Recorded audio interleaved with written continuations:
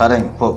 Buni sizga sirini ancha-muncha odam aytmagan. Bilamiz, ming dardga davo, o'limdan boshqa ham yo'q davo, lekin hech kim konkret bir chiroyli ma'lumot bera olmagan.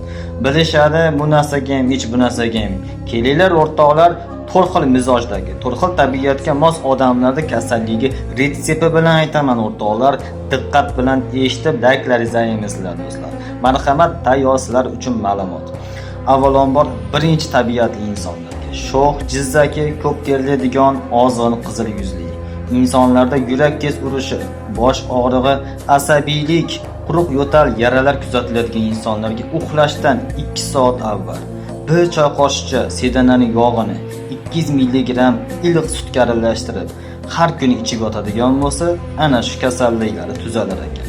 Ikkinchisi, tortinchoq, jismonan zaif, sovuqsevar ozg'in insonlar. Kamqonlik, doimiy charchaydilar, tez shamollaydi, ichlari qotadi. Ertalab har kuni nahorga 200 mg iliq suvga bir chimdim zanjabil va bir chimdim mana shu qora sedanan tuyulganidan solib ichib turadigan bo'lsa, inshaalloh shifosi chiroyli bo'ladi.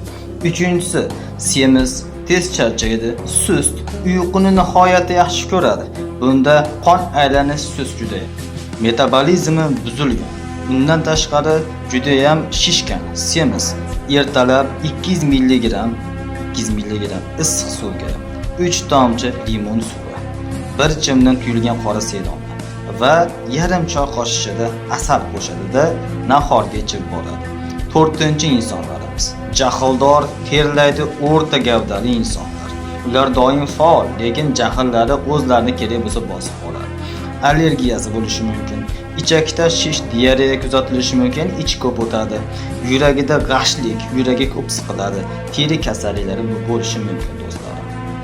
Bir stakan 200 mg apelsin sharbatiga 0,5 ya'ni yarim choy qoshiqda asal va 2 chimdim qora sedanan tuyulganidan qo'shamiz va har kuni ertalab mana shunday ichib turadilar.